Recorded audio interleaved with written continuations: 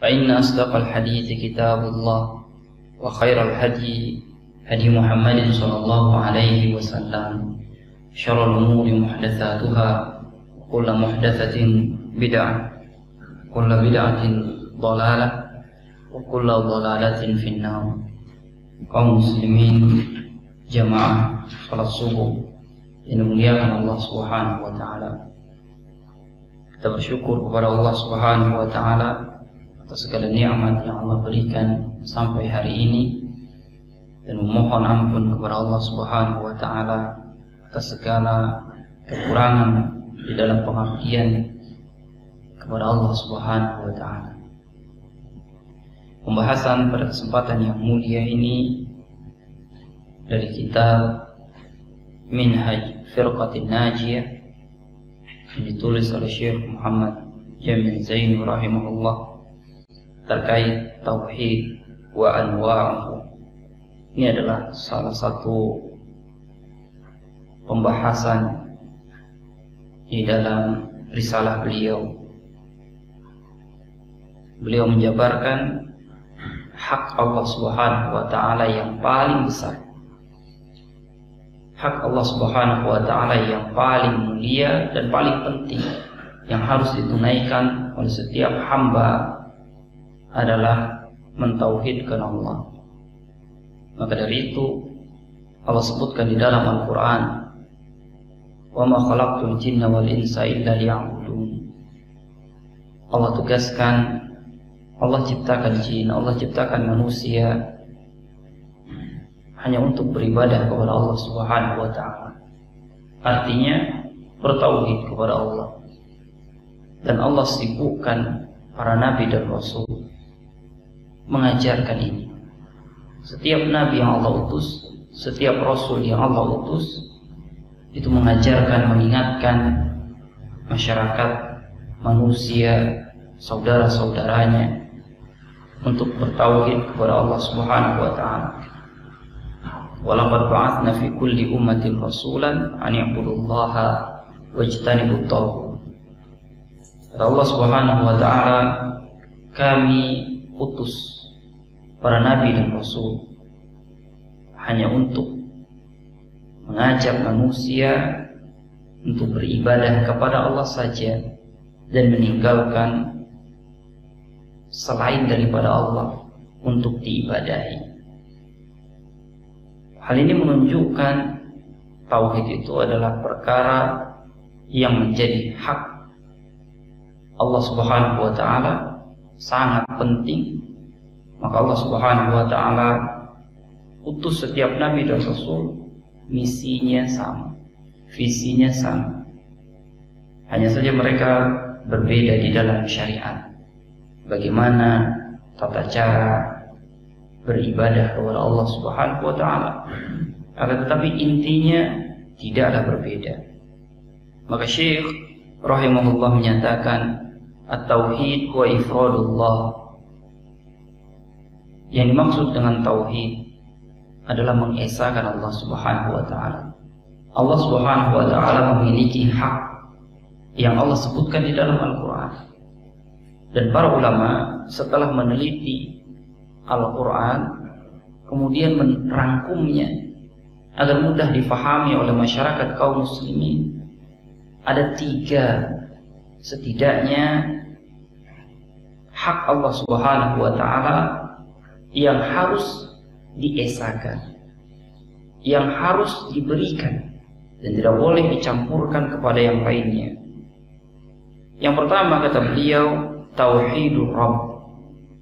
Seorang hamba mengesahkan ini, karena itu adalah hak Allah yang hanya Allah saja, tidak diberikan pada yang lain. Tauhidur Rabb, yang kita ketahui Allah sebagai pencipta.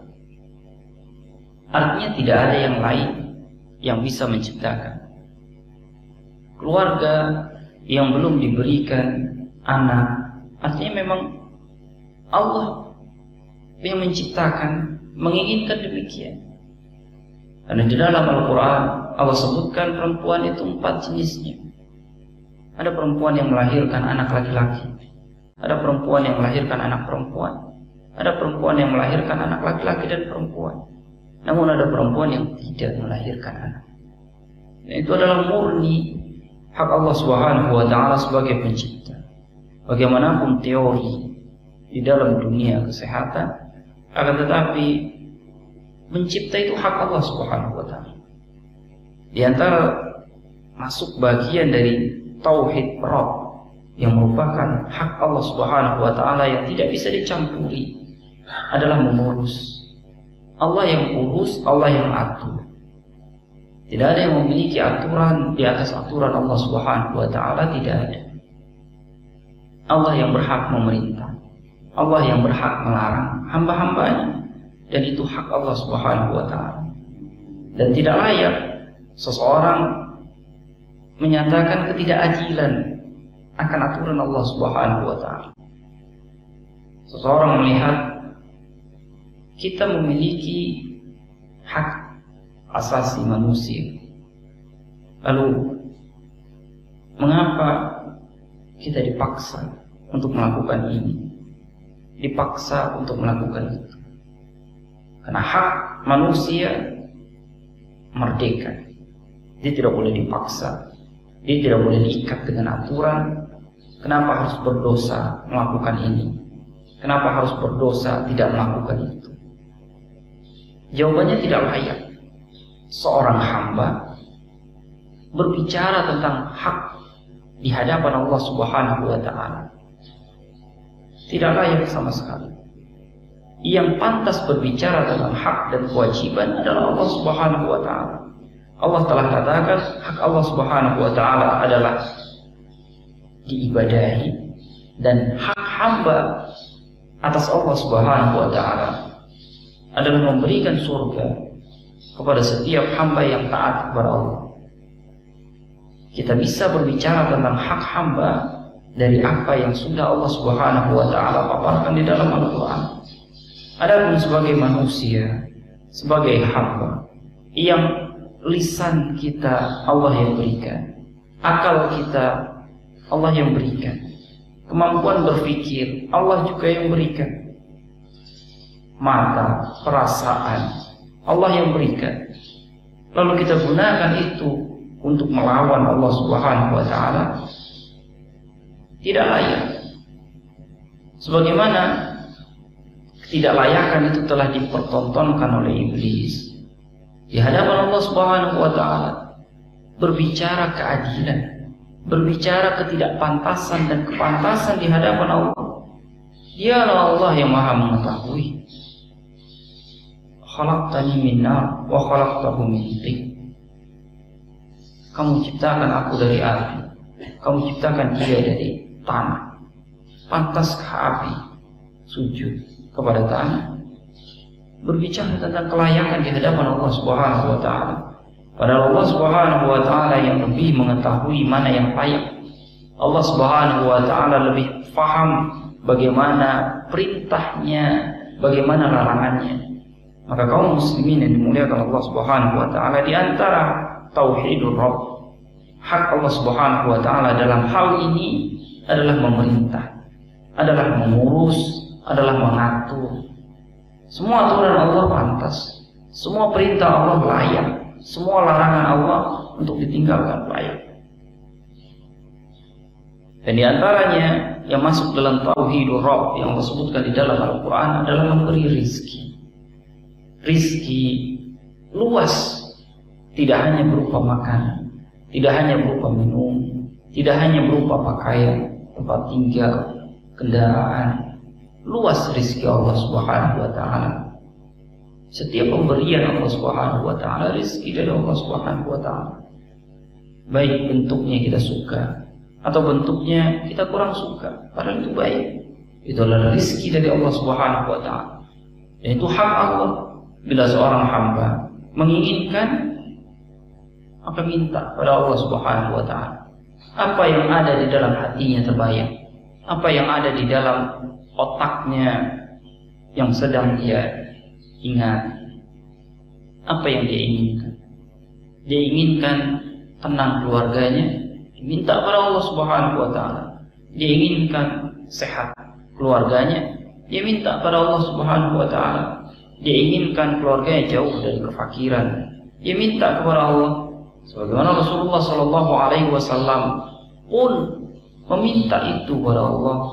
Allahumma inni a'udzubika minal faqri wal kufri.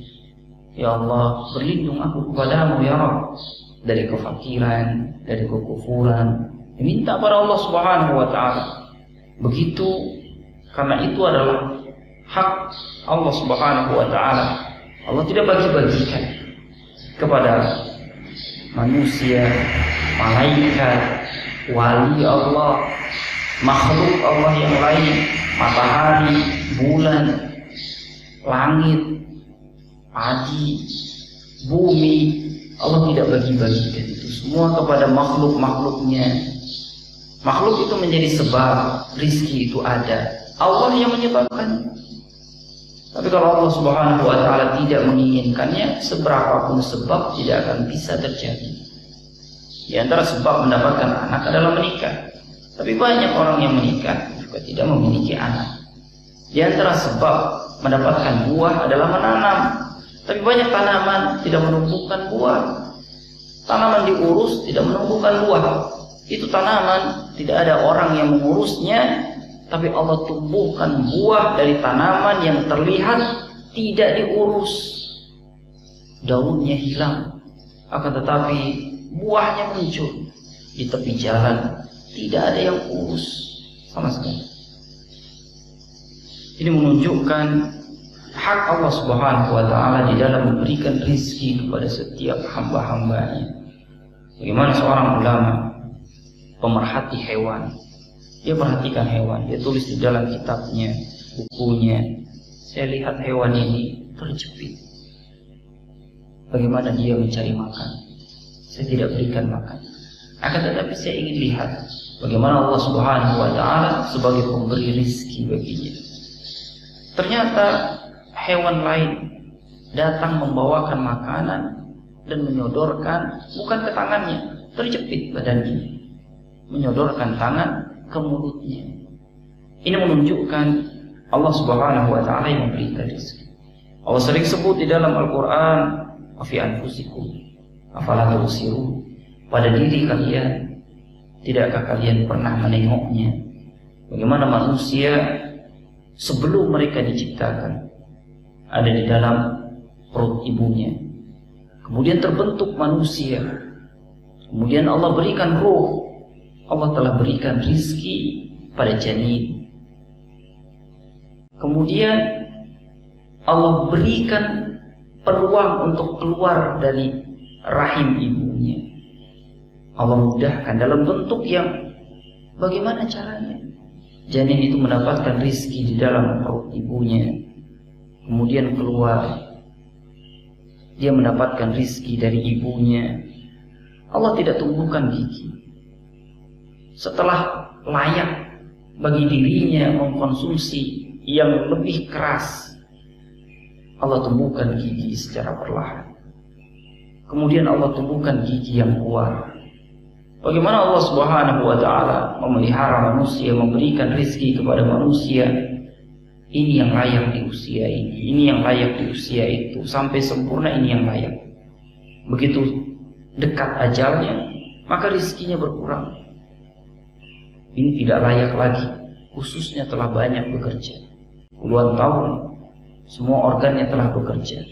Allah kurangi, dan tatkala tidak ada lagi jatah rizkinya, maka Allah wafatkan. Karena memang tidak ada lagi jatah, tidak ada lagi hak. Walaupun warisannya banyak, tapi itu bukan haknya lagi. Maka Allah wafatkan orang yang seperti ini. Ini menunjukkan bahwasanya memberikan rizki mutlak hak Allah. Seorang hamba mengerti, dia minta rizki kepada Allah Subhanahu wa taala. Jangan besar harapannya di hadapan makhluk, jangan besar hadapannya di hadapan usahanya sendiri, akan tetapi di hadapan Allah. Namun Allah Subhanahu wa taala juga memerintahkan manusia berusaha. Akan tetapi apabila usaha manusia dihalangi oleh saudaranya, Allah yang antarkan rezeki itu. Tapi Allah menyuruh kita berusaha.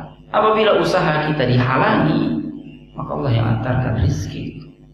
Kalau kita tidak dapatkan rezeki itu tandanya waktunya sudah habis.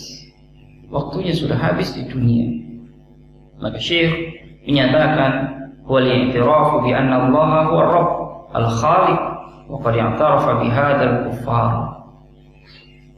Tauhid Rabb adalah mengakui Allah sebagai Rabb, pencipta, pengurus, dan Allah sebagai pemberi rizki.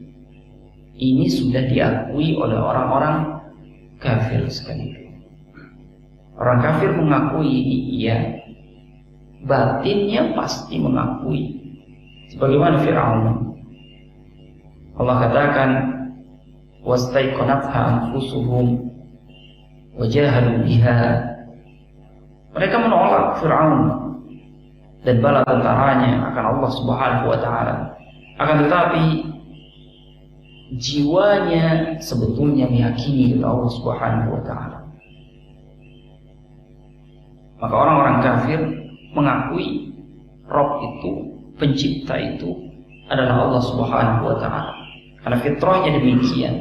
Sebelum kita terlahir ke dunia ini dalam bentuk janin sekalipun, Allah Subhanahu wa ta'ala telah mengambil sebuah persaksian besar. Allah kumpulkan makhluknya dari awal sampai akhir. Kemudian Allah menyatakan, alastu bi rabbikum, bukankah aku ini adalah Rabb kalian? Semua makhluk menyatakan, bala, tentu ya Allah, kami mengakui itu semua. Kemudian kedunialah semua makhluk dan syaitan yang telah membuat manusia lupa akan dirinya, lupa siapa Rabbnya, di samping orang tuanya yang juga memalingkan, sebagaimana yang Nabi katakan, fa'abawahu yuhawwidanihi au yumajjisanihi au yunassiranihi. Orang tuanya yang memalingkan anak-anak menjadi Yahudi atau Nasara atau Majusi. Karena Allah Subhanahu wa ta'ala telah sebutkan di dalam Al-Quran, wala in sa'altahum man khalaqahum la yaqulunna Allah. Kalau kalian mau bertanya kepada setiap orang, maka mereka akan menyatakan, pencipta kami adalah Allah Subhanahu wa ta'ala. Dan beliau menyatakan, uqad ankara syuyu'iyun wujud Rabb fakanu ashadda kuffaran min kuffaril jahiliyah. Orang-orang ateis mengingkari ini semua. Orang-orang ateis berani mengatakan nggak ada itu pencipta, nggak ada. Analisa kami, otak kami, pemikiran kami berusaha mencari tahu, adakah Rabb? Nggak ada Rabb. Ada Tuhan? Nggak ada Tuhan. Nggak ada. Secara akal tidak masuk di akal. Secara kemanusiaan tidak masuk. Prinsip dasar kemanusiaan bebas. Nggak ada seharusnya mengatur begini begitu. Buktinya ketika kami minta ini, nggak langsung ada di hadapan kami. Ketika kami ingkari begini, kami sumpah begini, nggak ada langsung di hadapan kami. Maka jawabannya adalah Allah yang layak menguji manusia. Bukan manusia yang memuji Allah Subhanahu wa ta'ala. Dialah Allah yang maha besar, yang tidak bisa menuruti setiap kehendak orang. Apakah layak Rabb semesta alam dipermainkan oleh anak-anak? Kalau emang Tuhan itu ada, coba sekarang saya mau mobil, tunjukkan di hadapan saya mobil. Dipermainkan begitu untuk membuktikan adanya Rabb oleh seorang anak. Anak yang satu lagi bilang, ya kalau memang ada, saya mau helikopter di hadapan saya langsung. Anak lagi yang lain bilang, kalau Rabb itu memang ada, saya mau langsung masuk surga aja. Apakah layak Allah Subhanahu wa ta'ala menuruti permintaan anak-anak atau orang yang imannya masih anak-anak? Yang Allah layak, Allah menguji manusia. Maka Allah katakan, afala yasiru fil ardi. Tidakkah mereka mau berjalan di muka bumi Allah Subhanahu wa Ta'ala? Lihat penciptaan Allah Subhanahu wa Ta'ala. Bahkan seorang badui pedalaman, hidupnya di padang pasir, di pedalaman, jauh dari kerumunan banyak orang, dari perkotaan. Dia hanya berbicara tentang apa yang dia lihat.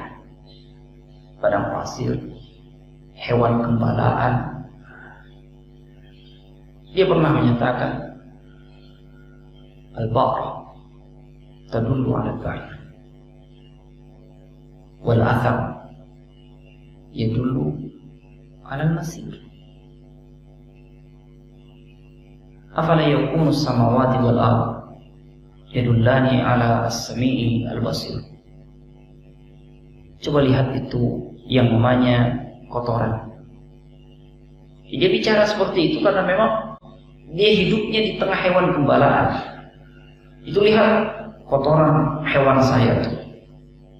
Kotoran itu menunjukkan adanya si hewan. Nggak mungkin kamu bilang tadi di sini ada hewan ya. Saya bilang nggak ada. Hidup saya 50 tahun nggak ada hewan di sini. Gimana nggak ada? Itu kotorannya ada. Kotoran siapa?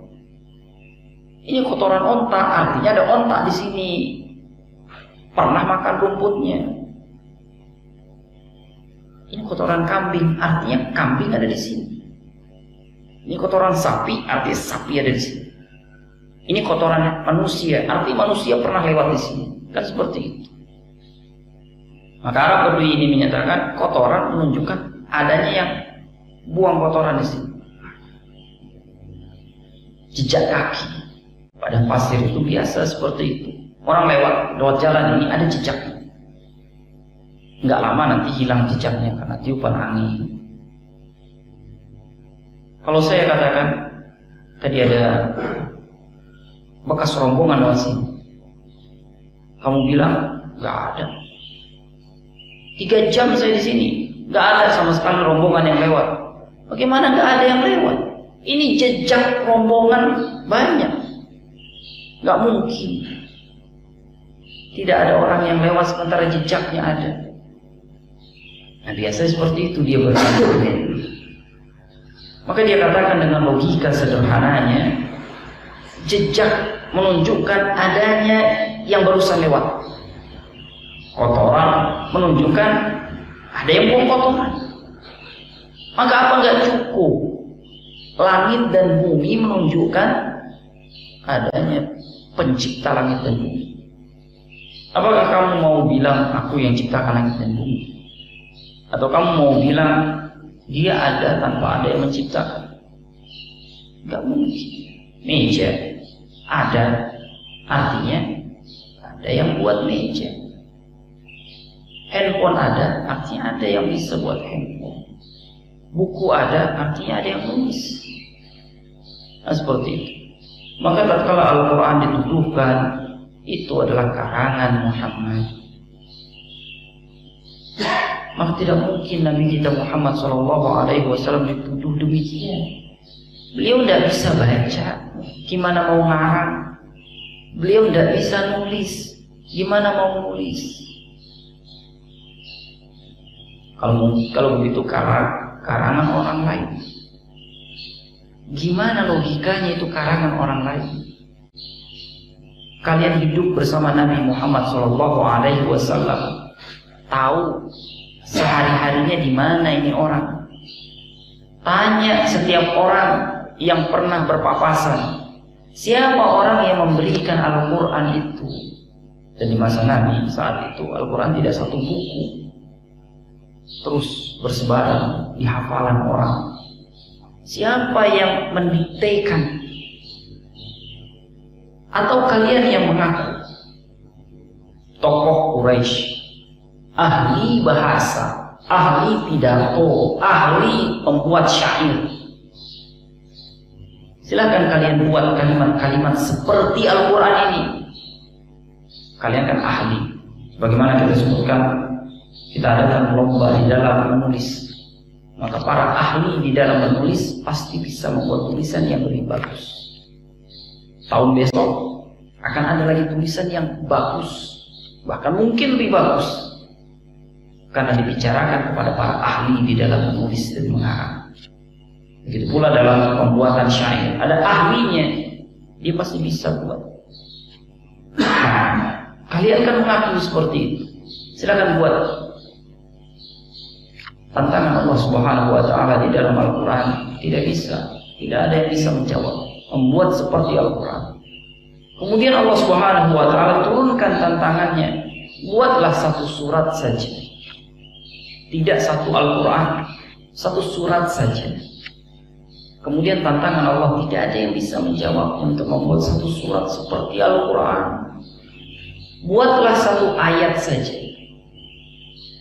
Pun sampai hari ini tidak ada yang bisa membuat satu ayat seperti Al-Quran. Para ahli. Kalau orang bodoh ditantang seperti ini, dia akan buat. Puluhan Al-Quran dia akan buat. Tapi bacaannya tidak seperti Al-Quran. Ucapan, kumpulan, perkataan ngawur, gak jelas, lawakan, tidak bisa menandingi Al-Quran. Maka seperti itu namanya logika sederhana. Tidak mungkin tidak ada Allah Subhanahu wa Ta'ala. Ini bagi orang yang mengingkari adanya Tuhan, adanya Rabb, adanya pencipta, pemberi rizki, adanya pengatur. Logika sederhana gak bisa menerimanya. Bagaimana mungkin yang seperti ini malah orang yang mengaku hebat di dalam logika. Yang kedua, kata Syekh rahimahullah, adalah tauhidul ilah. Tauhid mengesahkan Allah Subhanahu wa Ta'ala di dalam ibadah. Dia adalah hak Allah Subhanahu wa Ta'ala untuk mendapatkan ibadah dari hambanya. Wa tauhidullah bi anwa'il ibadat al-masyru'ah. Pengabdian kita hanya kepada Allah Subhanahu wa Ta'ala. Itu hak Allah Subhanahu wa Ta'ala. Namun bagaimana cara kita beribadah? Maka Allah Subhanahu wa Ta'ala kirimkan utusan. Ibadah itu haram sampai diajarkan, sampai disuruh oleh Allah Subhanahu wa Ta'ala. Maka tidak boleh seseorang, saya mau ibadah kepada Allah, terserah saya maunya bagaimana saya beribadah kepada Allah. Tidak boleh. Kata para ulama, al-aslu fil ibadati haram. Asalnya ibadah itu haram sampai datang perintah Allah, sholat, baru sholat. Caranya diajarkan oleh Nabi yang diutus oleh Allah Subhanahu wa Ta'ala. Begini, saya mau sholat sesuai cara saya, haram. Itu hak Allah. Allah yang akan ajarkan, begini Allah mau kamu sholat. Beliau akan contohkan doa. Seperti contohnya adalah doa. Doa adalah hak Allah. Seorang hamba berdoa hanya pada Allah. Bila tidak kepada Allah, dia telah melanggar hak Allah Subhanahu wa Ta'ala. Isti'anah, minta tolong. Minta tolong adalah hak Allah. Seorang hamba minta tolong hanya pada Allah Subhanahu wa Ta'ala. Maka bila seorang hamba minta tolong pada orang lain, padahal nggak ada yang bisa nolong dalam hal itu kecuali Allah Subhanahu wa Ta'ala, maka dia telah melanggar hak Allah Subhanahu wa Ta'ala. Ya Allah, tolonglah, beri kesembuhan, beri anak, beri umur yang berkah. Itu semua hak Allah Subhanahu wa Ta'ala yang bisa menolongnya. Sebagaimana dikatakan Nabi Ibrahim, "Idza maridtu fa huwa yashfin." Apabila aku sakit, Dia Allah yang menyembuhkan. Yang lain hanya berusaha berusaha bagaimana caranya sehat ini badan, sembuh. Tapi banyak usaha tidak sembuh. Tapi sedikit usaha bisa sembuh. Karena kesembuhan Allah yang berikan. Yang lain hanya usaha. Tawaf, ini hak Allah menerimanya. Maka tidak boleh seorang hamba tawaf kepada selain Allah, tidak boleh. Dan Allah tentukan tawaf itu di Ka'bah. Dia berhutang. Begitu ibadah, Allah mau begitu untuk diibadahi. Lucu, nggak penting. Sebagian menganggap lucu, sebagian menganggap aneh, sebagian menganggap mulia. Tatkala Allah yang suruh, nggak ada komentar lain. Saya mau tawaf di sini saja, nggak bisa. Allah maunya tawaf di Ka'bah, sudah selesai. Bahkan Nabi Muhammad pun tidak kita tawafi. Para sahabat tawaf mengelilingi Nabi Muhammad. Ya. Allah mau tawaf di Ka'bah. Nabi hijrah meninggalkan Ka'bah ke Madinah 10 tahun. Tawaf di masjid Nabi, gak bisa. Allah mau tawaf di Ka'bah, ya di Ka'bah sudah. Arahnya begitu. Saya mau arah sebaliknya, gak bisa. Allah punya aturan. Begini Allah mau hamba beribadah pada Allah, begini bentuknya, begini caranya. Saya mau 8 kali, gak bisa. 7 kali Allah maunya, sudah selesai. Ikuti kemauan Allah kalau kita beribadah kepada Allah Subhanahu wa taala.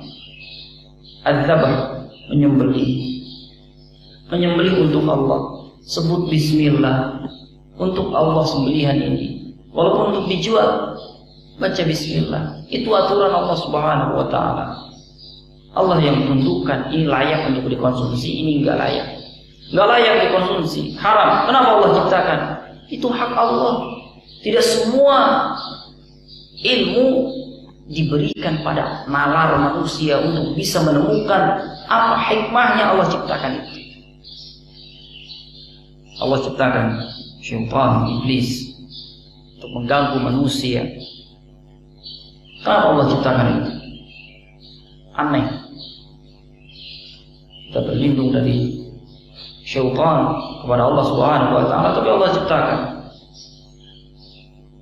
Bukan hak nalar setiap manusia menemukan hikmahnya, akan tetapi kewajiban nalar manusia adalah mendengar, memahami apa yang Allah wajibkan. Di situ otak difungsikan, mencerna itu, kemudian mentaatinya. Bukan berpikir sesuatu untuk melawan perintah Allah Subhanahu wa taala. Nazar.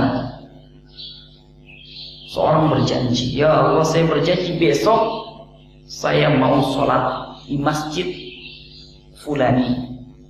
Janji pada Allah. Adapun nazar yang dikaitkan dengan permohonan, sebaiknya tidak dilakukan, kata para ulama. Kalau seandainya permintaan saya dikabulkan, ya Allah, saya mau lulus, dikabulkan, saya berjanji akan sedekah sekian pada besok di masjid fulan, sebaiknya tidak dilakukan. Karena Allah Subhanahu wa taala tidak bisa diiming-imingi, akan tetapi manusia yang diiming-imingi oleh Allah. Kalau kalian taat masuk surga, kalau tidak masuk neraka, itu hak Allah.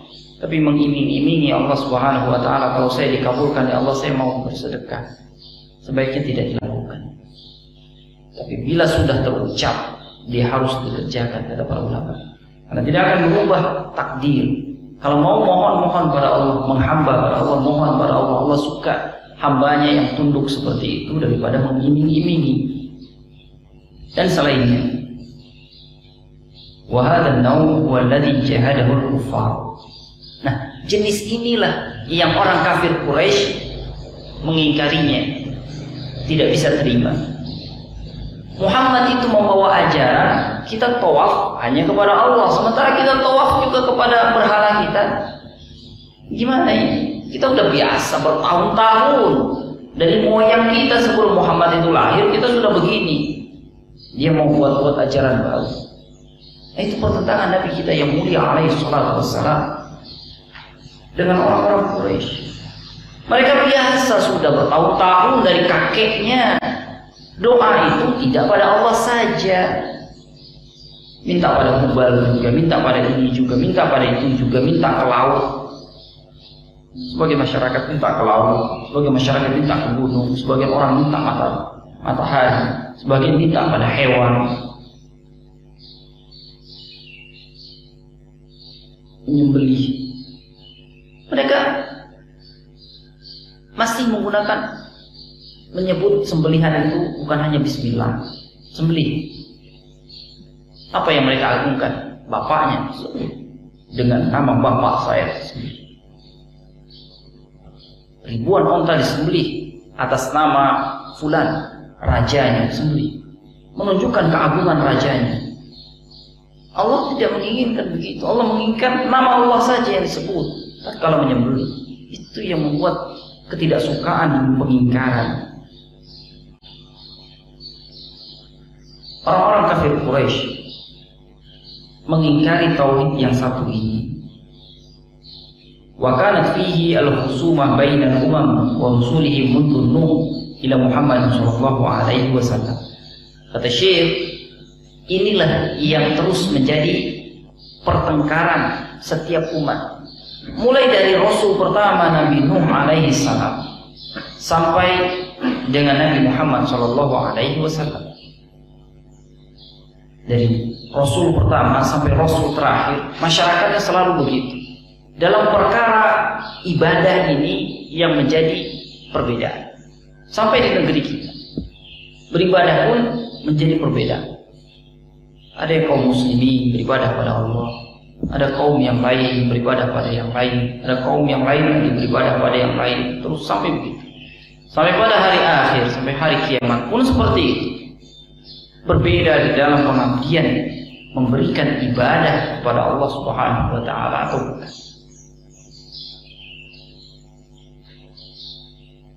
Waqad hatha al-Qur'anul Karim fi aktsari suwarihi alaihi wa du'a illahi wahdahu wa fi surat al-Fatihah yaqra iyyaka na'budu wa iyyaka nasta'in. Dan Allah Subhanahu wa taala telah sebutkan di dalam Al-Qur'an sebuah kalimat ikrar bagi kaum muslimin. Iyyaka na'budu wa iyyaka nasta'in. Hanya padamu ya Allah kami ibadah. Hanya padamu ya Allah kami mohon pertolongan. Mohon pertolongan adalah bahagian dari ibadah. Artinya kaum muslimin satu garis. Ibadah hanya pada Allah. Selain pada Allah salah. Maka tidak bisa dibenarkan ibadah pada ini benar, ibadah pada itu benar. Aliran fulani benar, aliran fulani benar, agama fulani benar, agama fulani enggak salah. Semua kita masuk surga enggak mungkin. Allah katakan iya karena hanya pada Allah kita beribadah. Selain pada Allah enggak layak kita ibadah. Kalau fulan mengatakan itu juga ibadah pada Allah, tapi kita katakan Allah maunya ibadah itu begini, maka Allah utus Rasul. Allah mau ibadah sholat, nggak sholat itu berarti bukan ibadah pada Allah. Buat apa Allah utus Rasul kalau ibadah semaunya? Agama fulani mau ibadah pada Allah begitu caranya, enggak. Ibadah pada Allah seperti ini. Allah mau ibadah kita shaum, Allah mau ibadah puasa, Allah mau ibadah kita zakat, Allah mau ibadah kita haji, Allah mau ibadah kita berdoa pada Allah, Allah mau ibadah kita tawaf, Allah mau ibadah kita menyembelih, Allah mau ibadah cinta pada Allah, tawakal pada Allah, harap pada Allah, nazar pada Allah. Itu bentuk ibadah yang Allah utus Nabi untuk mengajarkan begini Allah mau ibadah. Kan kalau setiap orang mau beribadah mengaku pada Allah sesuai dengan kehendaknya, maunya, bikinannya, untuk apa Allah Subhanahu wa taala mengutus Rasul? Untuk apa Nabi berperan? Kalau semuanya berdalih, saya mau ibadah pada Allah tapi begini cara saya. Selanjutnya beliau katakan tauhid al-asma wa sifat adalah mentauhidkan Allah Subhanahu wa taala di dalam nama dan sifat. Ini sederhana. Allah katakan Allah punya nama, Allah katakan Allah punya sifat. Kita nggak pernah ngobrol dengan Allah Subhanahu wa taala Kita nggak pernah ketemu dengan Allah. Allah nggak pernah kasih tahu kita secara langsung. Dari mana kita tahu? Kita tahu dari Nabi. Kita tahu dari wahyu yang Allah turunkan ini. Maka sebagai seorang hamba yang nggak pernah melihat Allah, yang tidak mungkin melihat Allah di dunia, wali fulan melihat Allah, bertemu dengan Allah Subhanahu wa ta'ala, nggak mungkin.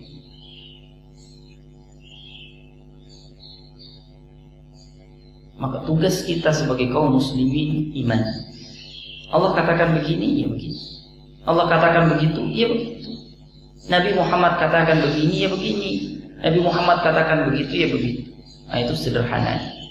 Akan tetapi yang sederhana ini masih sulit dipahami oleh sebahagian kaum muslimin. Allah punya nama, Allah punya sifat. Kita imani apa yang Allah sebutkan di dalam Al-Quran, apa yang Nabi ajarkan di dalam Al-Quran, di dalam hadis terkait nama dan sifat. Tanpa perlu akal ini ikut komentar, ikut mengadili, ikut menilai, nggak perlu. Perkara agama, perkara iman. Akal,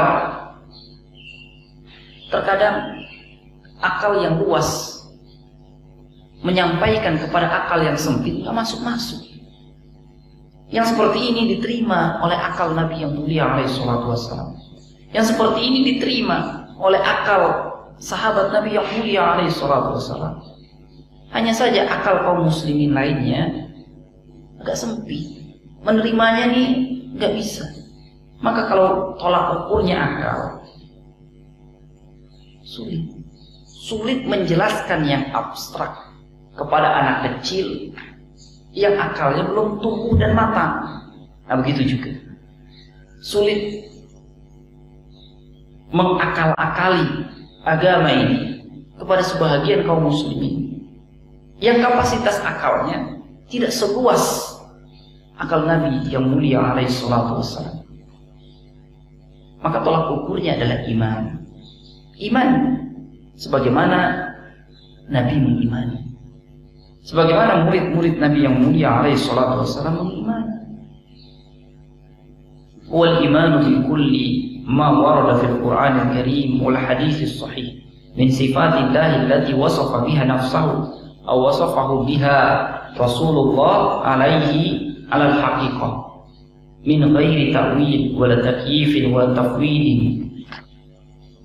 Sama yang beliau paparkan adalah mengimani setiap yang muncul di dalam Al-Quran, di dalam hadis yang sah dari sifat Allah Subhanahu wa ta'ala, yang Allah sifatkan untuk dirinya atau disifatkan oleh nabinya yang mulia untuk Allah Subhanahu wa ta'ala. Begitu pula nama Allah yang Allah sebutkan untuk dirinya, yang disebutkan pula oleh nabinya untuk Allah Subhanahu wa ta'ala. Tanpa perlu apa? Tanpa perlu takwil, tanpa perlu ta'til, tanpa perlu takyif, tanpa perlu tamtsil. Sebahagian ini yang menjadi pelanggaran hak Allah Subhanahu wa ta'ala, mentakwil. Akalnya ikut mengadili, akalnya ikut menguji, menentukan, memilihkan untuk Allah, padahal dia bukan Nabi Allah. Yang berhak memilihkan untuk Allah hanyalah Allah Subhanahu wa ta'ala. Nabi menjelaskan apa yang Allah inginkan dan menyampaikan kepada kita. Nggak perlu ditakwil, nggak perlu. Takwil itu artinya menyimpangkan. Wajah sifatillahi wa nafyuha anhu ka'uluwillahi 'alas sama. Kata Syekh, yakni membantah apa yang telah Allah sebutkan, kemudian memberikan pengertian lain dari apa yang Allah telah sebutkan, seperti uluwillah, ketinggian Allah Subhanahu wa ta'ala alal arsh, di arsh. Allah sebutkan di dalam Al-Quran dan akan beliau sebutkan pembahasannya tersendiri. Kenapa pembahasan ini beliau sebutkan di dalam pembahasan yang tersendiri? Menunjukkan banyak yang menentang hal ini. Padahal Allah telah menyebutkan Ar-Rahmanu 'alal 'arsy istawa. Allah yang Rahman itu di arsy istiwa. Maka Rasulullah SAW menyampaikan ayat yang mulia, di mana Allah itu di arsy istiwa, sebagaimana yang Allah sebutkan di dalam surat Thaha. Para sahabat Nabi mendengar ini dan menyatakan, di mana Allah di langit, di arsy. Selesai. Akal ini tidak akan sanggup bercerita terhadap sesuatu yang dia nggak lihat. Saya ini nggak pernah lihat sebuah negara yang namanya adalah negara Arab Saudi. Lalu bagaimana saya bisa bercerita? Saya nggak pernah lihat sebuah negara yang namanya negara Malaysia misalnya. Lalu bagaimana saya bisa bercerita? Apalagi Allah, kita nggak pernah lihat bagaimana Allah, bagaimana arsy Allah. Bagaimana kita bisa bercerita? Bagaimana logika itu bisa berkehendak sekemauannya sendiri? Maksudnya nggak begitu, maksudnya begini. Kalau begini nanti begitu. Oke. Cukup imani seperti yang Allah katakan. Itu namanya iman. Karena setiap akal tidak bisa untuk memahaminya.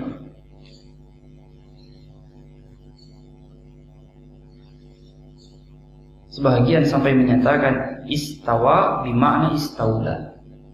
Dan itu didengar penyampaian seperti itu di dalam ta'lim. Tulisan seperti itu di dalam tulisan penafsiran ayat. Allah katakan istiwa, sudah cukup istiwa, tanpa perlu ditafsirkan istaula. Tidak. Setiap huruf di dalam Al-Quran gak akan kelewat sampai kepada kita tsumma stawa 'alal 'arsy. Seperti itu. Waw dengan fa gak akan tertukar. Begitu penjagaan Allah Subhanahu wa ta'ala. Para sahabat menafsirkan seperti ini, nggak akan tertukar. Lalu mengapa kaum muslimin menukar-nukar? Nggak perlu taktil. Taktil itu membuang wajah sifatillahi wa nafyuha anhu ka'uluwillahi 'alas sama. Taktil itu membuang, yaitu membantah apa yang Allah sebutkan di dalam Al-Quran dan menggantinya dengan yang lain. Mirip dengan takwil, tapi takwil mengartikan lain, tapi mirip. Seperti orang mengatakan Allah itu bukan di atas langit, tetapi menguasai langit. Itu namanya takwil. Karena dia mengganti istawa dengan istaula, di atas dengan menguasai. Tapi ini lain, ini taktil. Betul-betul dihilangkan sama sekali. Allah di mana? Allah di mana-mana. Di mana-mana ada Allah. Bukan di langit. Jangan katakan Allah di langit. Berbahaya. Ini perkara yang sepele terlihatnya. Akan tetapi dampaknya besar. Karena sesuatu berkaitan dengan Allah, walaupun terlihat sepele, dampaknya besar. Kenapa tawaf? Allah menginginkan tawaf seperti itu. Tawaf seperti itu masuk surga. Enggak seperti itu tawaf masuk neraka. Dampaknya besar, padahal sepele. Terlihat di dalam mata. Kenapa harus bertengkar perkara di mana Allah? Allah di mana-mana. Dengan di mana Allah? Allah di langit. Kenapa harus bertengkar? Toh kita juga sholat. Sama-sama sholat. Sama-sama saum. Ini hak Allah. Allah mau seperti itu. Kita ini menjaga kehormatan kepada Allah Subhanahu wa ta'ala. Satu huruf pun yang menjadi hak Allah tidak boleh dipindahkan ke siapapun. Satu huruf pun yang menjadi iman tidak boleh dihilangkan. Ketika Allah katakan Allah ada di langit, Allah di langit titik. Siapapun yang berusaha mengganti Allah di mana-mana, ini akidah siapa? Nabi ajarkan begini, tidak. Ini akidah kaum musyrikin. Lihat di tayangan film-film kaum musyrikin. Mereka akan katakan Tuhan di mana-mana. Maka jangan berbuat aniaya dan zalim. Begitu. Kalimat betul, kalimat baik, akan tetapi tidak sesuai dengan akidah kaum muslimin. Allah di langit, Allah di arsy. Akan tetapi tidak boleh orang berbuat zalim, karena Allah tahu apapun yang terjadi. Rambut yang bergerak tertiup angin, Allah tahu. Rambut ini bergerak, rambut itu nggak bergerak. Yang bergerak ada di sisi sini, jumlahnya sekian. Allah tahu. Tanpa perlu kita ganti Allah di mana-mana, karena Allah tahu apapun yang ada di dalam kamar mandi, apapun yang ada di dalam gorong-gorong, apapun yang ada di dalam perpustakaan, di dalam keistanaan. Tanpa perlu menjelaskan seperti itu, secara akal kita mengatur Allah Subhanahu wa Ta'ala di dalam menetapkan keinginan tanpa takyif. Takyif itu artinya gimana sih? Allah di atas langit itu bagaimana? Tanpa perlu menjelaskan bagaimananya, bertanya bagaimananya. Imam Malik menyatakan wasu'alu anhu bid'ah. Bertanya tentang bagaimananya Allah di atas langit, bagaimananya nggak pernah ditanyakan oleh Nabi kepada Allah, nggak pernah ditanyakan oleh sahabat Nabi kepada Nabi, nggak pernah ditanyakan oleh murid-murid sahabat kepada sahabat. Pertanyaan yang nggak layak. Yang seharusnya ditanyakan adalah bagaimana cara wudhu, bagaimana cara sholat, bagaimana cara mengucapkan salam, bagaimana cara makan, bagaimana cara minum, bagaimana cara tawaf. Ini layak ditanyakan karena memang ada jawabannya. Pertanyaan bagaimana cara Allah di atas langit, siapa yang lihat? Allah nggak sebutkan, Nabi nggak jelaskan. Ini pertanyaan yang ditanyakan pun tidak akan bernilai ibadah. Pertanyaan yang ditanyakan bernilai ibadah dan keridhaan Allah, bagaimana cara saya puasa, bagaimana cara zakat, bagaimana cara mencintai Allah Subhanahu wa Ta'ala.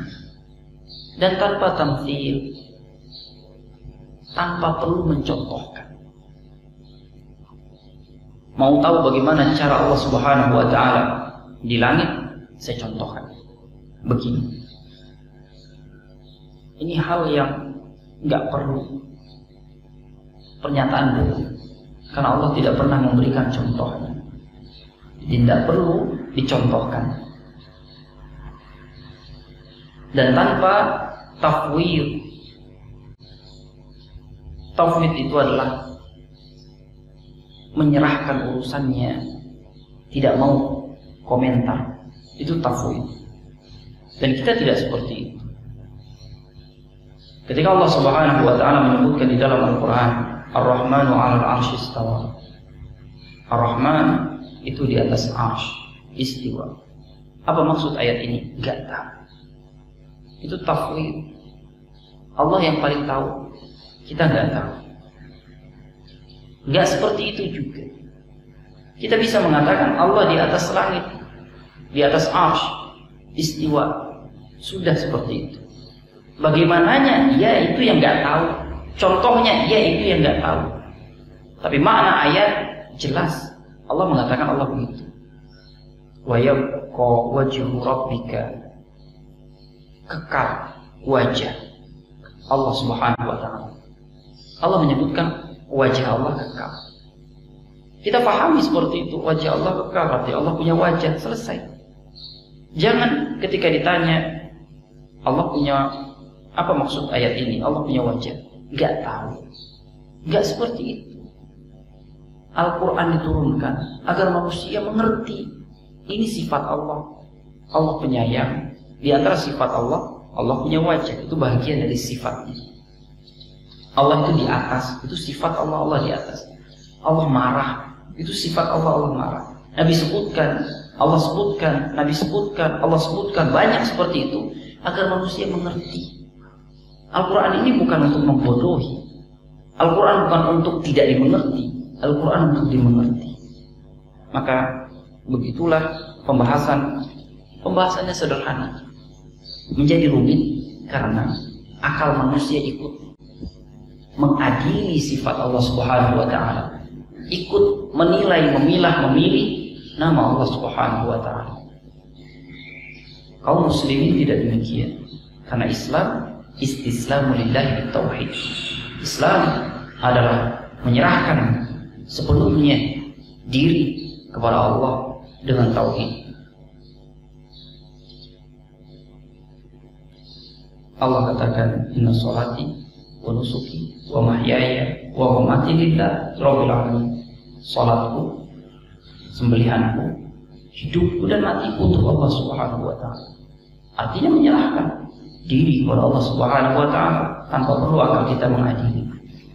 Dan itulah akhir dari pembahasan singkat yang beliau ingin paparkan terkait tauhid yang merupakan hak Allah Subhanahu wa Ta'ala, dan beliau akan beralih kepada pembahasan lain di antara pembahasan yang menjadi pembahasan dari umat yang selamat, firqatun najiyah.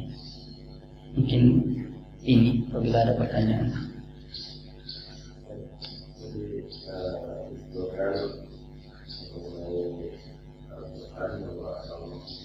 menantang untuk membuat jelas untuk kalian tidak ada yang bisa seperti ya.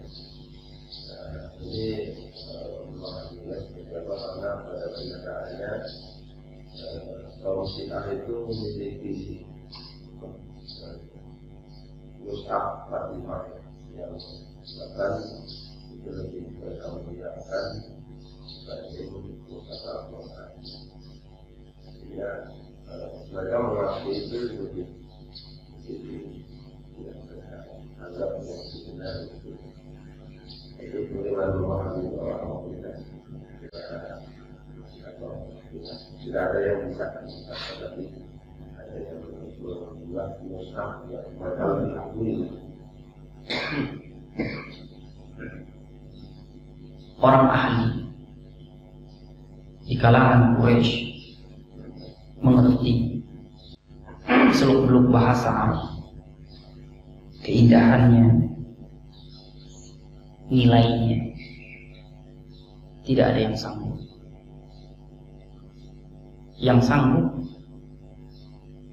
adalah orang-orang bodoh, karena ucapan-ucapan ngawur dikumpulkan.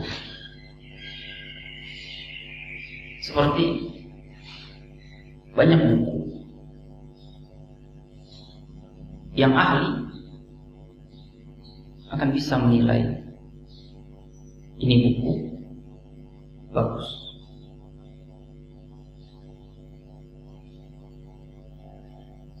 Yang tidak ahli mengatakan saya juga bisa bikin buku kayak gitu, maka dia bikin. Akan tetapi tetap akan dinilai ini buku kumpulan tulisan, tapi bobotnya nol besar. Sama seperti itu orang yang berusaha menandingi Al-Quran,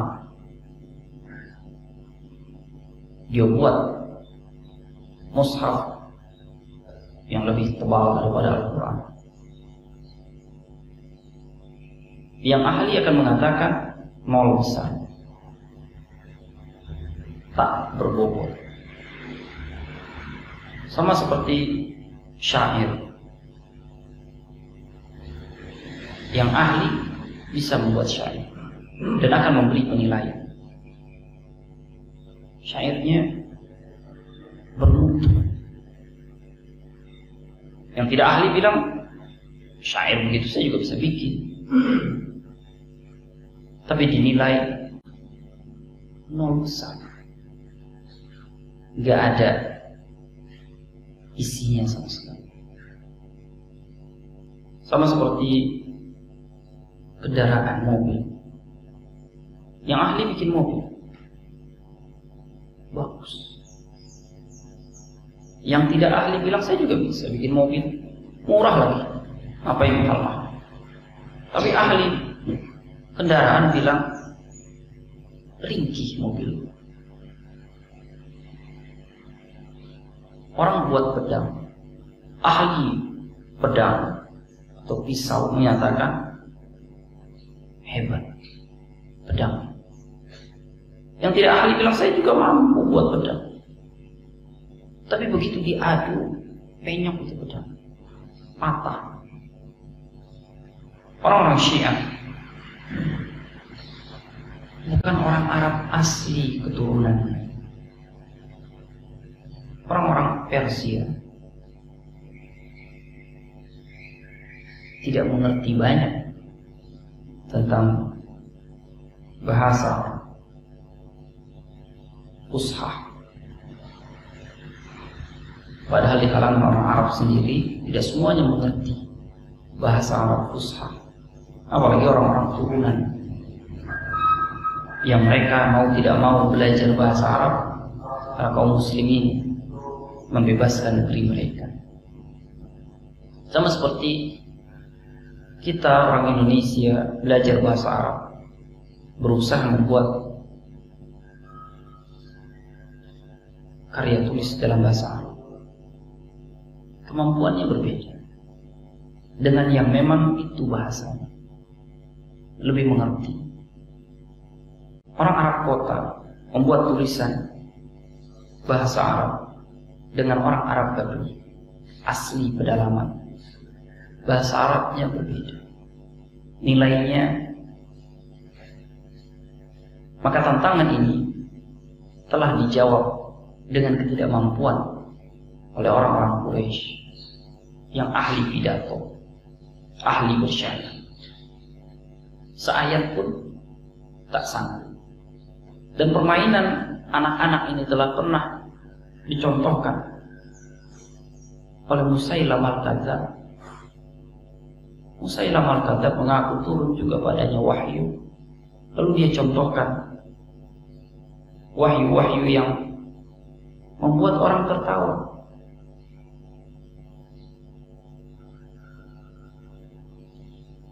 Allah turunkan kepada Nabi surat Al-Fil. Ini bagi orang yang ahli mengetahui keindahannya. Tapi bagi Musailamah mengatakan Al-Fil, Mal-Fil, lahu khurtum tawil. Apa letak keindahannya? Al-Fil, tahukah kamu apa itu Al-Fil? Punya belalai yang panjang. Di mana letak keindahannya dibanding firman Allah, alam tara kaifa fa'ala rabbuka bi ashabil fil. Seorang yang ahli, yang dia menutup hidupnya dengan kekafiran, tatkala mendengar Nabi membacakan Al-Quran, setelah dia panjang cerita untuk mengajak Nabi negosiasi, Nabi bacakan Al-Quran. Sekarang gantian saya yang menyampaikan. Nabi tidak negosiasi, tapi Nabi sampaikan ini firman Allah. Nabi bacakan ayat Al-Quran, kemudian dia beri komentar.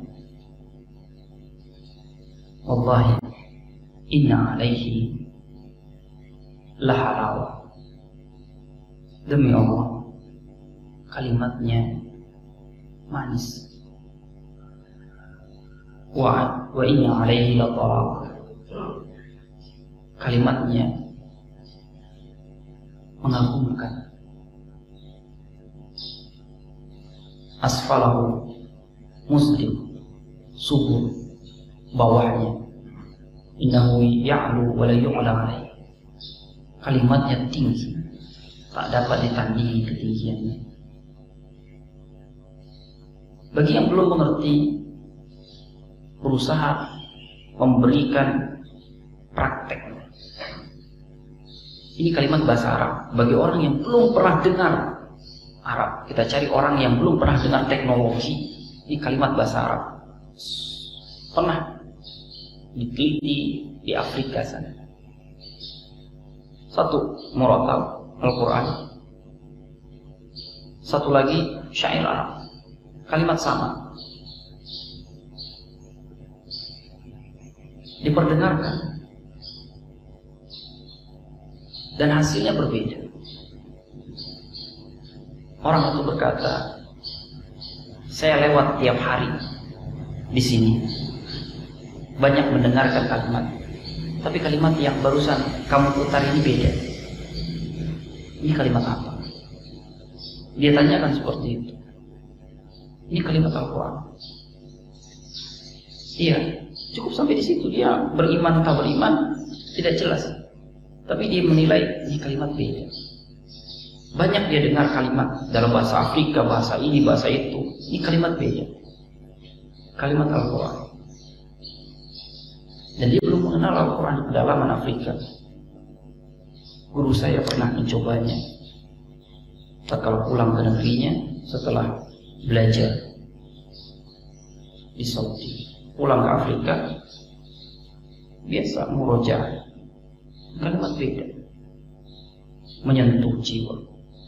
Seseorang bisa tersentuh dengan nyanyian, tapi Al-Quran berbeda. Tersentuh dengan nyanyian itu membuat efek, sakitnya ada. Sama seperti air. Air murni, tapi nggak bisa disamakan dengan Zam-Zam. Dia air yang mineralnya berbeda. Yang lain ada bekas kuning, air itu lama, ada bekas kuning. Zam-Zam tidak. Orang yang biasa, apa bedanya air sama air? Air ini lebih enak daripada air Zam-Zam itu. Air. Tapi yang ahli mengatakan ini air bukan sembarang air. Ini air berbeda. Bagi yang mengerti. Nah, begitu juga orang-orang Syiah buat mushaf. Quran bukan sembarang Quran. Kalamullah beda. Mau disamakan, kebodohan yang menyamakan. Keahlian nggak bisa menyamakan. Allah Ta'ala. Kita tutup. Subhanallahumma wa bihamdihi, asyhadu an la ilaha illa anta, astaghfiruka wa atubu ilaik. Assalamualaikum warahmatullahi wabarakatuh.